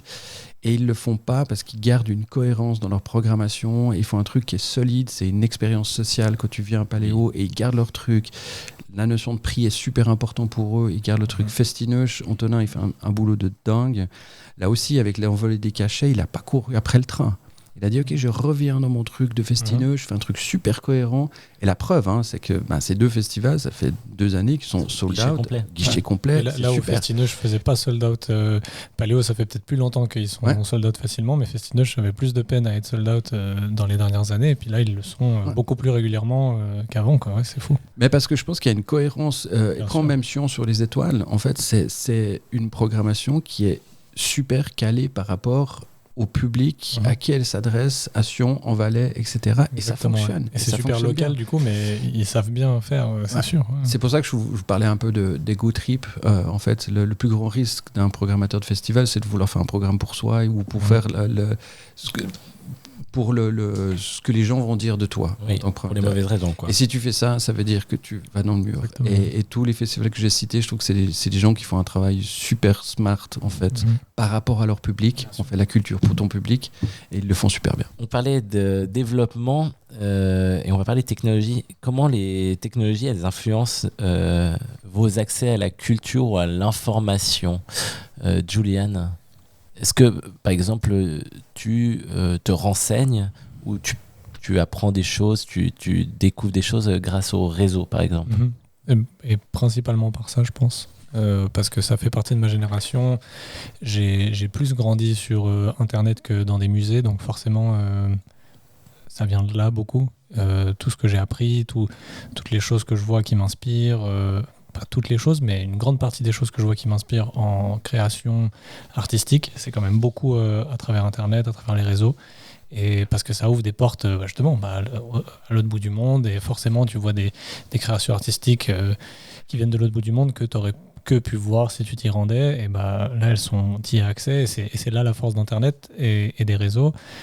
Là où il ne faut pas se perdre, c'est que forcément, les algorithmes et tout peuvent autant te proposer des trucs super que tu n'aurais pas la chance de voir sans les réseaux, en lisant juste le journal et en regardant la télé locale. Mais là où il ne faut pas se perdre, c'est qu'il y a aussi du coup énormément de choses, énormément de choses qui ne t'apporteront pas grand-chose et sur lesquelles tu vas potentiellement perdre un peu du temps. Mais du coup, je dirais que là où la bonne balance à trouver et la bonne manière d'utiliser la technologie et les réseaux, c'est d'essayer toujours d'avoir le cerveau bien allumé et puis de se dire, ok, peut-être pendant un certain temps, je scrolle et je me laisse un peu divaguer, et puis c'est du pur divertissement et juste j'ai envie de me changer les idées. Et d'autres moments où il faut quand même un petit peu aller chercher peut-être un petit peu des choses et titiller un peu ce besoin de voir des nouvelles choses et tout, parce qu'il y en a plein, et vraiment j'ai découvert tellement de choses. J'ai des listes enregistrées sur Instagram, sur YouTube de trucs où je me dis trop bien, ça c'est trop intéressant, faut que je creuse, et en fait il y a les outils pour, et c'est juste que si tu te laisses un peu happer par l'algorithme, des fois tu peux te retrouver un peu vite à perdre du temps simplement. Mais si tu en tires profit, c'est vraiment un outil de fou. Mais tu es bien éduqué à ça et tu es conscient de ça, pas tout le monde. C'est ça qui est compliqué. Cette semaine, on a une nouvelle qui est triste, c'est le 20 minutes papier qui disparaît. Et on nous dit sans cesse qu'il faut sortir des écrans, qu'il faut lire, voilà. Et là, on est en train de tuer... on n'a plus de médias gratuits papier. Et je trouve que c'est méga triste, tu vois. Moi, ma première réaction, c'était tant mieux pour l'écologie. J'étais un peu là, parce que moi, je suis pas très attaché au papier et tout ça. Donc, tu vois, c'est drôle. Moi, je me disais vraiment, tant mieux, ça fait tout ça de papier en moins. Moi, je trouve que c'est triste. C'est encore des emplois qui vont disparaître. Et c'est aussi des gens qui n'ont pas accès à Internet, qui n'ont pas... qui allaient on peut en penser ce qu'on veut de la qualité du 20 minutes, mais au moins tu as accès à de l'information gratuitement, à ce niveau-là, qui n'est pas si mauvaise que ça, qui est assez basique, mais où tu pouvais prendre ton journal papier et le lire dans ton train ou chez toi en mangeant des cornflakes. Je sais pas pourquoi. Loane. Ouais, moi c'est sûr, c'est aussi ma génération, donc c'est vrai que c'est tellement omniprésent en fait, Internet, les réseaux sociaux, qu'en fait on oublie rapidement qu'il y a aussi autre chose. Et puis pour rejoindre ce côté algorithme que tu disais, il y a aussi ce truc de comme tu es dans un certain algorithme, tu es dans une certaine bulle, on te montre aussi tout le temps, tu vois tout le temps des trucs très similaires finalement. Et ça peut aussi être dangereux, tu vois. Du coup, tu diversifies plus les trucs que tu regardes. Mais je vais faire un parallèle terrible, mais tu vois, aux États-Unis, il y a des chaînes très orientées, par exemple Fox News. Et si tu te bouffes que du Fox News et que tu as la même ce que tu veux avaler, qu'on te fait bouffer les mêmes trucs, en fait, tu restes dans un enfermé, enfin tu ouvres pas tes chakras. Et est-ce qu'il n'y a pas ce risque il y a pas ce risque avec les réseaux, justement? Mais complètement. Ouais, totalement. C'est vrai que moi je suis la première à l'oublier un peu des fois, et j'essaye justement là d'être plus activement dans une démarche où je me dis bon, il n'y a pas que ça, et c'est vrai des fois de retourner à des choses plus tu vois, où t'es pas connecté, genre où tu poses ton téléphone. Mais t'as fait ça à Bali, non? T'étais à Bali et... J'ai été à Bali, ouais. Par contre, je suis un peu guilty d'avoir... Enfin, tu vois, j'avoue, je me suis pas complètement déconnectée. Comme tu disais avant aussi, dans ton voyage. En même temps, tu vois, c'est aussi un endroit qui est connu pour... Enfin, les gens vont aussi souvent pour faire des projets, pour faire des trucs. Pour travailler à distance. Pour travailler à distance. Il y a beaucoup ce truc de digital nomade, tu vois. Donc, c'est vrai que moi, j'y suis allée. J'ai pas fait mon travail, tu vois, j'ai pas fait mes projets, enfin, mes mandats, enfin, tout ça. J'avais fait en sorte que je puisse être là-bas quand même, la tête libre, de pas faire des mails clients ou quoi.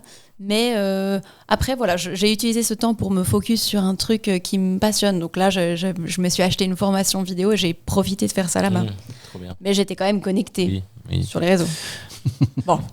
Mathieu, toi, comment tu gères ces réseaux et comment t'adaptes le Montreux aussi à ces nouvelles technologies? Alors ça, c'est moins moi qui le fais, puisque je pense que j'ai pas tous les codes. Mais néanmoins, c'est toujours. Je pense que quelles que soient les technologies, quelles que soient les évolutions, ça n'enlève pas l'ADN qu'on doit avoir. Je pense que c'est souvent le risque, justement, on dit tiens, on a une technologie qui est super jeune, donc en fait, on doit s'y adresser comme si c'était c'est une catégorie de clientèle qu'on doit s'adresser de telle manière. Non, en fait, on ne doit pas toujours renier notre ADN, simplement parce que la technologie est différente. Pour moi, c'est la grande différence entre l'innovation et la technologie. C'est que l'innovation, c'est un état d'esprit, la technologie, c'est des moyens physiques. Et ça, on peut être méga innovant sans avoir attrait à des technologies de malade. Donc au niveau des réseaux, moi personnellement, je scrolle comme ça me vide l'esprit de temps en temps, puis ça m'amuse, mais c'est pas une référence en fait. C'est plutôt que là ça m'agace avec l'IA et tout ça, c'est que il y a plus rien que tu sais si c'est juste, si c'est faux, tu dois tous les jobs. Donc ça commence à m'ennuyer, mais d'une force. Donc je fais vraiment, c'est presque pour m'endormir en fait, parce que ça commence à m'ennuyer parce qu'il y a plus de juste, de vrai, de faux. Donc voilà. Et tu l'as mentionné avant, tu es quelqu'un de terrain, enfin ça veut dire que tu vas encore voir les concerts physiquement pour avoir ces vibrations, on y revient. Tu continues à y aller, tu te contentes pas d'une vidéo pour te faire Ah non, ça c'est sûr, parce que j'ai aucune vibration sur un réseau social. Ça m'occupe l'esprit un petit moment, ça me distrait. Franchement, c'est comme la télévision, ça me distrait. Je suis un peu plus télé ou série ou des choses comme ça. Mais pour venir sur un côté plus philosophique, moi c'est ce que j'adore dans l'humanité en général, c'est les cycles. Et vous voyez, on parlait de génération, parce que je vous ai dit 1994, vous avez dit il n'y a aucun de nous qui est né à ce moment-là. Mais en même temps, ce que je vois chez toi, en arrivant chez toi, c'est des vinyles, c'est des bouquins. Et je vois par exemple le vinyle, nous on a ressorti beaucoup de vinyles, 50% des acheteurs de vinyles ont moins de 30 ans. Pourquoi ? Parce qu'en fait, vous êtes dans une génération qui n'a pas connu ce support-là, vous êtes dans une génération digitale. Oui, tout est matérialisé. Voilà, donc dès que vous avez quelque chose de matérialisé, ça devient méga cool.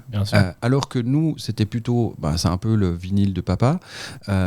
Et par contre, notre téléphone, c'est dingue, ce truc, c'est incroyable. C'est pas pratique les vinyles, et là tout à coup, il y a tout qui est disponible, incroyable. Et puis je vois maintenant, dans les générations, je vois avec la génération de ma fille qui est plutôt 17, 18, etc. C'est encore une autre manière d'aborder les choses. C'est-à-dire que le côté digital, c'est presque boring en fait. C'est le côté humain qui revient, le côté social, le côté faire des sorties. Et en fait, j'adore ça parce qu'on a toujours envie de stigmatiser les générations en disant les jeunes sont comme ci, les moins jeunes sont comme ça, etc. Et en fait, non. C'est que on vibre tous de cette manière. C'est pour ça qu'on est parti sur les vibrations. Et puis, je pense qu'à la fin, c'est ça. Et tu vois, je vois beaucoup sur la clientèle jeune du festival qui a 18 ans, 20 ans, 25 ans, le bon son, ils l'ont pas connu. C'est-à-dire que le bon son, en fait, au départ, c'est le son digital. Oui. Le son stéréo de haute fidélité, ils ne l'ont pas connu au départ, avec leur casque de merde de Dr. Dre, pour ne pas le dire. Ceux-là particulièrement. Ceux-là particulièrement. Non, mais ça m'énerve, parce qu'on a fait un produit marketing qui fusille les oreilles de nos amis, de nos enfants, en leur vendant un truc de merde à 350 balles. Et ça m'énerve. Alors qu'il y a des casques incroyables qui protègent les oreilles. Enfin bref. Parenthèse fermée. Mais je trouve que, si tu veux, on voit que le concert revient en force, en fait, chez la jeune génération. Pourquoi ? Parce que c'est la notion du son. L'année passée, on a fait un petit sondage justement sur des jeunes. Pourquoi tu viens en concert ? Parce que jamais j'ai un son comme ça dans mon salon. Bah non, parce qu'en fait, tu l'as jamais, parce que tu as toujours des écouteurs. Oui, ou t'écoutes depuis ton téléphone. Ou t'écoutes depuis ton téléphone. Et je trouve, voilà, moi j'adore ces échanges, en fait, entre les différentes générations. Bah, tu vois, on est sur cette thématique parfaite.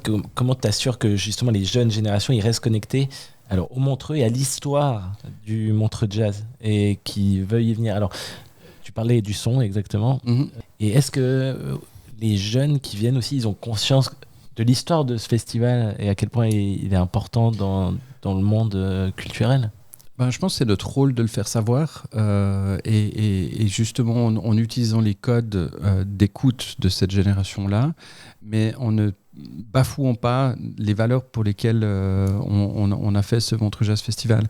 Et je termine peut-être par une petite anecdote parce que je la trouve merveilleuse, elle est très symbolique par rapport à tout ce qu'on dit. Je donnais une conférence à l'université il y a quelques temps sur la musique, machin, etc. Et puis il y avait un jeune passionné de musique qui vient vers moi à la fin et me dit Monsieur Jaton, il faut absolument que vous écoutiez un groupe que j'ai découvert sur Spotify qui est incroyable.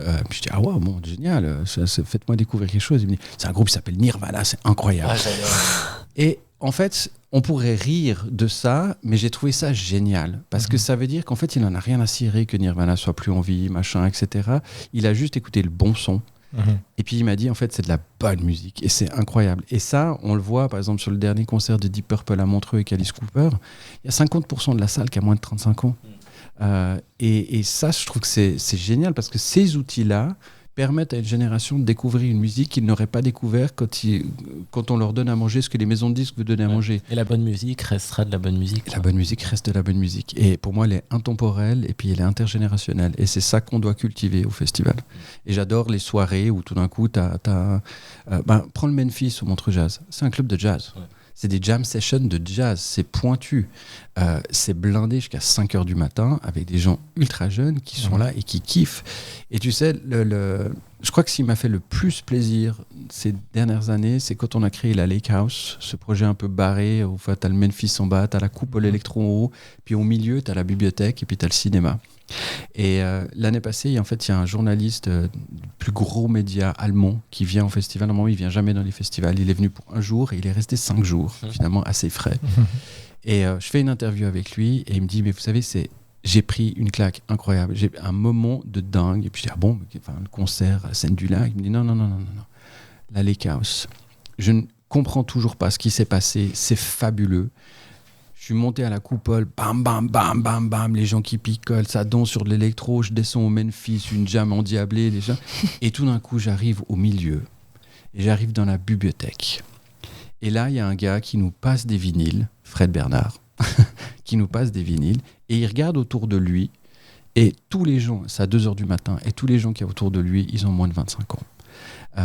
Et il commence à discuter avec les gens autour de lui, et puis il dit, mais qu'est-ce que vous faites là ? Il dit, mais attends, c'est génial !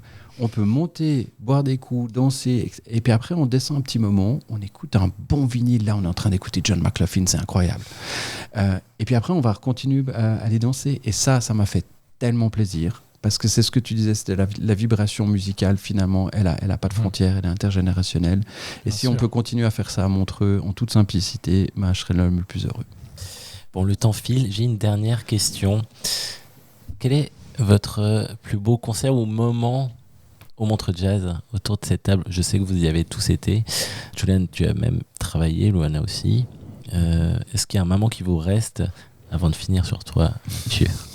Un moment incroyable, Luana? Écoute, moi je crois que c'était le concert de Ray Parce que Je suis d'accord. ouais. Déjà comme toi, j'étais dans la foule, je pleurais. Enfin vraiment, j'étais toute seule, j'étais juste là, mais waouh. Et en plus, c'est pas une artiste que j'écoutais beaucoup avant. Enfin, je savais qui c'était, mais c'était pas, tu vois, genre j'étais fan et puis je suis vraiment allée là-bas.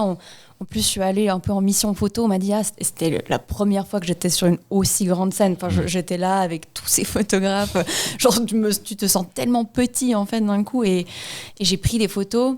Et ensuite, je suis sortie, je suis allée dans la foule et j'étais juste là, mais qu'est-ce qui se passe, quoi. C'était Ray, c'était beaucoup d'émotions. Ouais, c'était exceptionnel. C'était incroyable. Un truc magique. Et puis, ce soir-là. après, j'essayais d'expliquer aux gens, tu vois, qui n'étaient pas là. Je me souviens, j'essayais de raconter à mes parents, puis je leur envoyais des vidéos, tu vois, que j'ai prises. Et j'étais là, non, mais en fait, vous comprenez pas. Il était nul, ta vidéo. C'est dur d'expliquer ce genre de choses. Peut-être tu as envie de transmettre, mais tu peux juste pas. Faut juste en profiter. C'est fort, je trouve, aujourd'hui, d'avoir une personne qui, franchement, été connue par personne dans cette salle, parce que beaucoup de gens sont venus pour Janelle Monáe, etc., et qui arrivent à t'attraper 5000 personnes comme ça, mais jusqu'au fond du cœur. C'est dingue, hein. C'est très rare. Non, mais en plus, elle est d'une fraîchure, elle est drôle, elle se prend pas la tête, elle est à pieds nus. Oh my god. Elle a pleuré. Et tout, elle faisait des vannes, j'en peux plus, c'était incroyable. Ouais. Juliane. Hugo amoureux. On est tous. Moi, je connais pas trop, je me juste de découvrir un peu. J'avais entendu l'année passée que ça avait fait sensation. Moi, plus niche, un peu. J'ai eu plein de moments au Montreux Jazz, mais je pense que l'année passée, il y a Justice que j'ai énormément aimé. Parce que je suis fan d'eux depuis pas mal de temps, je les ai vus dans pas mal d'endroits différents. Et là, j'ai beaucoup aimé leur dernier album qui m'a vraiment beaucoup plu. Et ouais, là, on parlait justement tout à l'heure de la fusion un peu de la lumière, des installations, de la production et de la musique.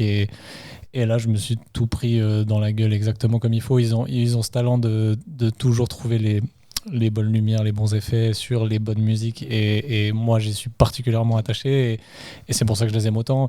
Leur vinyle, leurs disques sur Spotify ou en vinyle, je les écoute et j'adore. Mais en live, c'est toujours un truc qui me met des frissons. Et je trouve ça fou parce que en live, de personnes qui mixent, forcément, c'est moins... attrayant et ils le savent bien et leur gars des lumières qui est le même depuis toujours fait tout en live et tout avec eux et tout parce qu'il aime bien jouer avec eux, il programme rien, il sait ce qu'il veut faire et en gros il fait tout, il déclenche tout en live et du coup quand tu sais ça aussi, tu vois que le gars il est derrière et qu'il envoie à fond aussi et tu te dis mais c'est tellement j'ai eu très peur beau sur ce concert, hein. Ouais. Parce qu'en fait un mois avant je les vois à Primavera. Et comme toi j'adore Justice, j'adore leur univers et Primavera je suis resté 10 minutes, je suis parti. Je suis pas du tout rentré dedans. C'est une sorte de medley de tous les morceaux. Je vois la prod, super prod dans cette scène machin, elle m'a pas touché une seconde. J'étais là, merde, qu'est-ce qu'on a fait bizarre, qu'est-ce qu'on a fait Et puis c'était que moi enfin, mais non, mes collègues étaient aussi un peu à côté, beaucoup de fans de Justice, certains étaient vraiment ouais non mais c'est Justice quand même, je dis ouais d'accord mais en fait ouf. Et là ils arrivent à Montreux et ils balancent leur show et ils cassent tout. Wow. Et tu vois comme ça peut changer en fait d'un moment à un autre. Selon les endroits, je les ai aussi vus à Printworks à Londres, cet immense club qui est dans une ancienne imprimerie et c'était totalement, c'était un DJ set, c'était même pas un live, mais il y avait quand même leur gars qui faisait les lumières aussi, c'était incroyable et là j'ai retrouvé un peu de ça. Dès les premiers sons, j'ai commencé vraiment à avoir des frissons et me dire putain c'est fou ce qu'on est en train de voir là. J'ai vraiment traîné un peu ma copine avec moi qui est pas monstre fan d'électro, qui me disait ouais bon Justice quand même ça tape un petit peu trop fort pour moi, je suis pas sûr. Je lui ai dit de toute façon j'ai pris 2 billets donc tu viens et enfin je t'invite et au pire si vraiment t'as pas du tout envie je trouverai un pote. Mais elle m'a dit ok non mais je suis quand même curieuse. C'est vrai qu'elle est aussi attirée que moi par un peu les lumières et ces trucs là un peu vraiment les effets visuels et elle m'a dit non mais juste pour ça je pense que je peux apprécier donc je viens et elle est sortie de là, elle était conquise aussi, elle était là mais c'était incroyable, c'était un des meilleurs trucs que j'ai vu ces derniers temps et en beaucoup plus niche que Justice qui est quand même bien connu, Jersey qui est un duo de DJ français que j'adore, que j'ai justement typiquement que j'ai reconnu par les réseaux, par des vidéos et tout dans leur appart à Paris, qui mixent des trucs qui tapent bien aussi, qui sont un peu assez niche parce que disons voilà c'est assez intense comme type d'électro, mais j'adore, c'est un truc qui m'a touché directement, j'ai trouvé un peu cette intensité assez folle et du coup ils étaient en gratuit l'année passée l'isto de cette année, de ces 2 années du coup qui a été délocalisé. Et je suis arrivé là-dedans. C'était un soir où la Suisse jouait à l'Euro. C'était quoi, l'Euro ou la Coupe du Monde? L'Euro. Et il pleuvait des cordes, donc il n'y avait pas grand monde au Montreux Jazz, malheureusement pour vous. C'était un peu désert parce qu'il pleuvait des cordes comme pas possible. Et moi j'ai dit, si j'y vais tout seul, je m'en fous, mais je veux aller les voir. Je suis allé là-bas, on était peut-être 150 dans la salle, parce que déjà c'est pas une salle très grande, mais là en plus à cause de la pluie et tout, il y avait pas grand monde qui avait le courage de sortir. Et j'ai eu des frissons, j'étais tout seul comme un malade en train de sauter dans tous les sens. C'était fou, j'ai limite pleuré tellement j'étais là, putain, mais ça c'est vraiment l'électro qui me touche et tout. Et on était dans une salle avec tellement peu de personnes et tout, ils ont retourné la salle. C'était fou. Pour moi, c'était vraiment une expérience de fou, quoi. Alors que c'était un concert gratuit, là, où j'ai juste eu la petite déterre à me dire, je pars de ma soirée où j'étais en train de voir le match avec des potes. J'ai dit, non, mais moi, je veux juste aller voir un concert, je reviens et tout. Puis j'ai réussi à tirer 2 potes avec moi qui m'ont remercié au moment où on est parti. Ils ont dit, non, mais t'as bien fait de nous avoir tiré avec toi là-bas. Parce qu'on n'était pas très chaud avec la météo et tout, mais c'était trop cool, quoi. Donc, avant de te passer la parole, Mathieu, moi, il y a plusieurs concerts marquants, il y en a plein. Là, j'ai le vinyle de Loïc Kerner, je l'ai vu les 3 fois où il est venu. À chaque fois, c'était incroyable. Justice aussi, il y en a d'autres. Gilberto Gil, c'était incroyable. On m'a offert ça pour mon anniversaire. Et en fait, il y a plus généralement l'année 2019. J'étais beaucoup plus jeune que maintenant. Et ça faisait je m'étais séparé de ma copine avec qui j'avais fait des 7 ans et j'avais 24 ans, quoi. Donc voilà, je vous laisse faire le calcul. Et quel sentiment de liberté j'ai eu l'été 2019 et à Montreux Jazz où je me suis senti libre, j'ai un peu profité et c'était trop bien. J'ai vu des concerts, c'était vraiment, ça faisait tellement longtemps que j'avais pas ressenti ce sentiment de liberté et je l'associe au Montreux Jazz. C'est cool. Ouais. Et toi, Mathieu, tu as vu des milliers de concerts, mais est-ce qu'il y en a ça peut être 1 ou 2, mais quelques-uns qui t'ont marqué plus que d'autres? Oui, il y en a plusieurs. Mais on va faire court. Je vais prendre un que j'ai rarement cité. Ouais. Là, on est en 2004. Et on est l'après-midi. Je passe dans les couloirs. Et tout d'un coup, j'entends une voix, j'entends un son. J'entends justement une vibration. Et puis, je suis vraiment... c'est au Miles Davis encore. Et je me dis, c'est quoi ce truc? Et je rentre dans la salle et j'entends une interprétation de Again, groupe qui s'appelle Archive. C'était leur première apparition à Montreux et là en fait c'était encore le chanteur Roux qui avait un charisme de dingue, qui chantait presque un peu faux en fait à ce moment-là. Et je me retrouve au soundcheck, ce qui est très rare, et je suis là et je commence à chialer au soundcheck en disant mais c'est quoi cet ovni, c'est quoi ce truc? Et cette musique en fait elle me prenait profondément. Alors j'ai toujours bien aimé cette musique un peu trip-hop à la Portishead, à la Radiohead, etc. Et là en fait cette équipe d'Archive, alors après j'ai moins aimé la suite, mais c'est vrai qu'au tout début de leur carrière, c'était assez dingue en fait. Et de nouveau, c'est un son qui m'a happé, c'est une ambiance en fait qui m'a happé. Si vous reprenez cette chanson de Gain et en fait la version originale qui fait je crois 14 minutes, moi je trouve que c'est dommage maintenant qu'on fait des radio edits à 3 minutes, c'est chiant. Avec couplet, refrain, bridge, couplet, refrain, gna gna gna. Puis là j'adorais ces chansons de 10 minutes, 12 minutes, 14 minutes qui partent dans des envolées. Puis après, hommage à Bowie qui est en face de moi. Oui. Là, ce concert de Bowie en 2002. C'était une claque monstrueuse. Comme toi, Léa, en fait, j'ai évidemment beaucoup Bowie, mais j'étais pas le plus grand fan de Bowie, dans le sens que j'écoutais pas Bowie tous les jours. Et là, je rentre dans ce concert.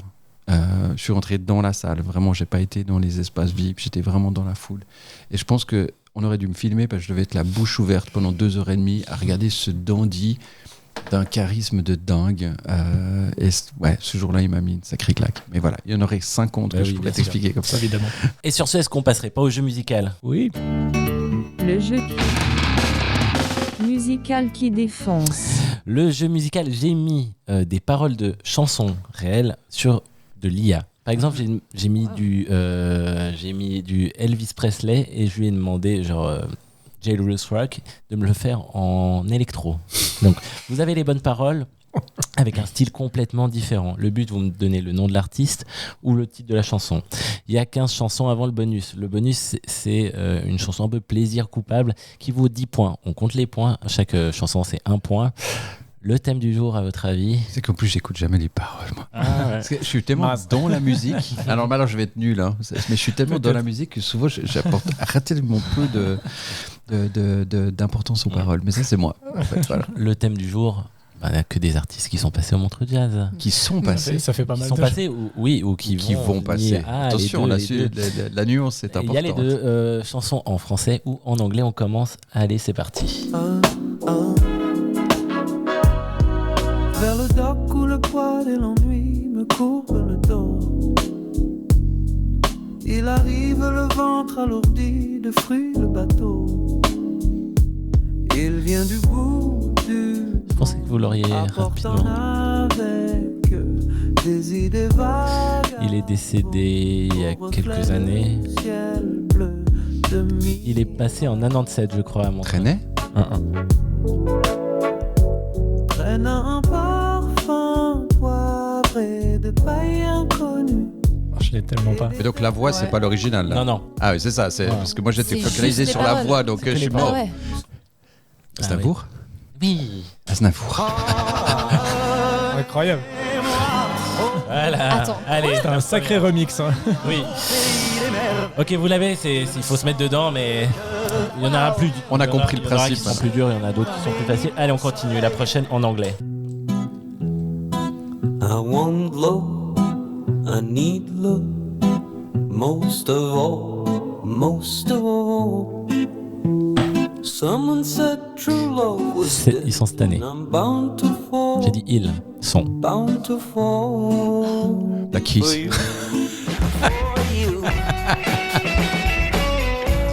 Voilà, c'est parti. 2 points Mathieu et le reste à 0 points. On continue, Je c'est pense parti. que ça s'annonce compliqué. Je commence le livre par la fin. C'est quoi ça? C'est le menton pour un rien. Ah, mais c'est notre ami, c'est le pote de Jimmy, de Johnny. Cause du van, C'est ça, non? mais absent. Elle est Yel. Ah, non, rien à voir. Elle est Yel. Je ne tiens. Oui. Bah du coup, Christine and the Queen. Waouh! Bon, voilà, je te le donne. Allez, on continue.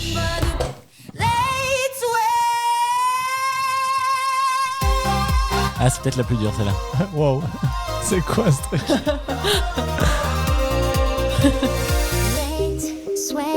Sway through the crowd to an empty space.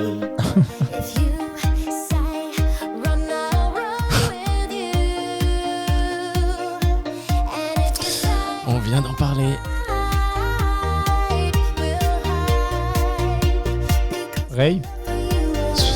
C'est pas Bowie quand même. Arrête.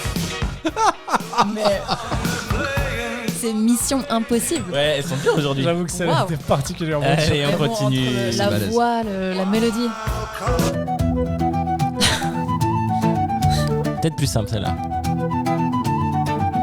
Un grand vent nouveau souffla sur le pays et très chaudement. Un bain de foule dévot, à moitié ébahi, on se mouillait mollement. La glace fondait dans le spritz, c'était à n'y comprendre rien. Tout le monde se plaindait en ville du climat subsaharien. On n'avait pas le mot rare, mais l'on répondait bien à tout. C'est tellement dur. C'est impossible. Groupe français. Ouais. Un monde nouvel, on aurait. Venu à Feu Montreux. Chatterton. Eh, j'étais entre. Allez, ouais, c'est pas facile. J'avais pas vu qu'ils étaient là cette année. Focus sur, Ils sont là cette année, non? Ils sont venus. Ils sont venus. Ah ouais. S'ils étaient là cette année, j'aurais raté. Ils sont incroyables en français. Ouais. Incroyable. On continue, ça va aller très vite. we all came out to Montreux. Deep Purple. De Water. Cette version. J'adore la version. Allez, on continue en français la prochaine. Là aussi, peut-être facile. Elle est venue. C'est la fin, le tout dernier matin, le tout dernier jasmin. Angèle. Non. Ne me lâche pas la main, Maria Luciani. c'est la fin. J'ai envie de dire presque. Charlotte Cardin. Lointain, Non, alors c'est... Seul dans son Charlotte Armanet. Juliette Armanet. Juliette Armanet. Charlotte. Pas loin. C'est sa sœur. Ça finit par 2 TE. Bon. Allez, aussi, Il y avait ça trop juste. bien. Charlotte Armanet, pas mal. Allez, on Je continue. l'avais jamais écouté, elle. Well, my friend, the time has come to raise the roof and have some fun. Throw away Pour moi, c'est la plus dure. Je vous donne un indice. Il sera là cette année. Hey, everybody sing, everybody dance, lose yours and wild romance. We're going to party, caramba fiesta forever. Come on and sing along. We're going to party, caramba Et là, vous allez la voir, il y a le refrain.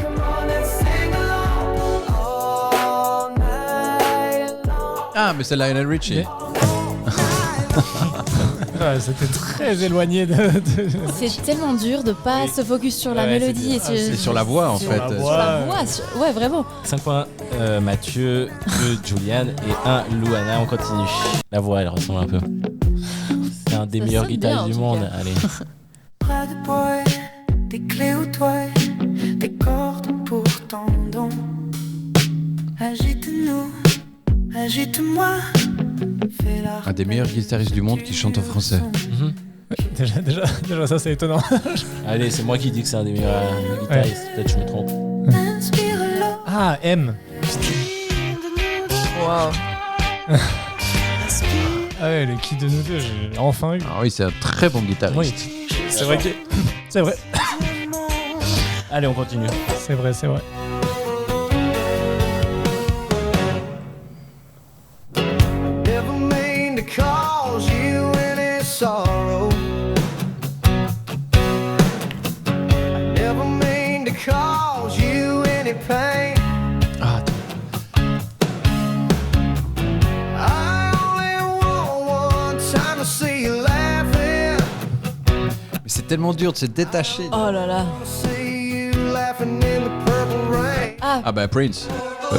Wow. Tu sais, j'étais là, je reconnaissais la Ouais, parole, mais ouais. j'arrivais pas à le... Mais c'est la première fois où je me suis dit j'ai l'impression de connaître les paroles parce que les autres fois j'étais à côté de la plaque. Allez, on continue. Plus que 4 avant le bonus. Être seul c'est difficile et là ça fait d'années. De juger c'est facile surtout quand on n'y a pas goûté. Le plus urbain c'était la première fois. Puis le plus Stromae. savoir. Laissez donc ma maman. Tu les as toujours quand il y a Stromae. Oui, Stromae, ouais, ça, je les ai toujours. Allez, on continue. Dites ça fait très très longtemps que j'y pense. Yamé. Oui, la voix, elle ressemble. Oh, la Ça classe. ressemblait un peu. Ça ressemblait un peu Yamé. Hein. Incroyable aussi en concert. Une claque énorme. Une dernière avant le bonus, c'est parti. Un canard dans le café. Elle a dû être, je sais pas, en 2006, 2007, 2008, peut-être avant même à Montreux. Ah mais Zaz. Les papiers mâchés qui se prennent à mon Presque. fil de voix pauvre. Zazie. Oui. Hein Zazie. Ah Zazie. Ah, je suis mort. Ah, Zen. Soyons J'avais oublié cette chanson. De toute façon, avant le bonus, Mathieu a gagné. Eh oui. Bien joué. Bravo. Y a-t-il eu des chansons qu'on pourrait considérer comme plaisir coupable au Montreux? Vous allez le découvrir avec le bonus maintenant. Dieu sait. Que cocaïne dans le jean, ça m'y rejoint quelques clics. La fouine. Très fort. Ah, je suis content de l'avoir eu aussi vite, j'assume. Bravo, on applaudit Juliane du coup. Ouais, joli ça. Bravo. Est-ce que c'était Incroyable. pas une chouette Cosette? C'était super. Merci super. beaucoup Merci Mathieu. à vous. Merci d'avoir pris le temps. C'est super. On te souhaite Un vrai bonheur. une merveilleuse édition, la 59e. Je mettrai de toute façon tous les liens dans le podcast si vous voulez découvrir la programmation et prendre. Il reste plus beaucoup de billets, je suppose, mais il en reste, donc allez-y. Et jusqu'à la dernière minute, il en reste. Voilà. Mathieu, on a une tradition dans le podcast. Tu veux l'expliquer, Julian? Je peux l'expliquer, c'est une excellente tradition. C'est que c'est à l'invité d'introduire le podcast. Donc tu peux nous dire maintenant la phrase que tu veux pour introduire le podcast. Ça peut être tout simplement bienvenue sur Cosette. Tu peux l'agrémenter de tout ce que tu veux. Voilà, c'est un peu ta petite carte blanche du podcast et on le mettra au tout début de l'épisode. Donc voilà, le micro est à toi. Salut, c'est Mathieu. Bienvenue sur Cosette. C'est parfait. Magnifique, ça va très bien. Loana, merci aussi d'être venue, c'était la première fois. Merci à toi. Mathieu, j'ai 3 chansons de fin, donc j'ai que des chansons en IA, mais je crois qu'il y en a une que tu as aimée.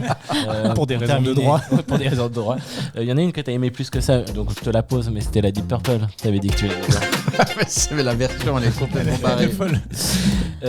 Merci beaucoup. Merci Juliane aussi. Et prochain épisode, je sais pas encore. On verra bien, c'est l'été, donc on aura peut-être un petit peu. Bon, on va aller dans des festivals sans en donner. Merci Mathieu. Avec grand plaisir. À très vite, on se voit sur les quais. Ouais, avec plaisir. Allez, ciao. Ciao.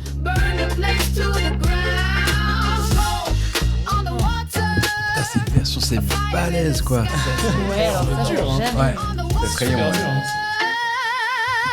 Ouais, parce que là en fait t'es perturbé par la mélodie, par la voix, et puis du coup tu reconnais 2 ou 3, même la Prince, Purple Rain, tu vois. C'est suffisant. Elle chantait les paroles. Elle arrivait pas du tout. C'est très drôle. Des fois, ça passe pas comme C'est effrayant, enfin. Franchement, t'as vu ça? Non, mais genre rapidement quoi. Ah, 2 secondes. Mais c'est flippant, Tu mets les paroles, tu mets le son. Genre, et en fait, un artiste aujourd'hui, il fait des paroles, tu balances ça et puis. Ouais.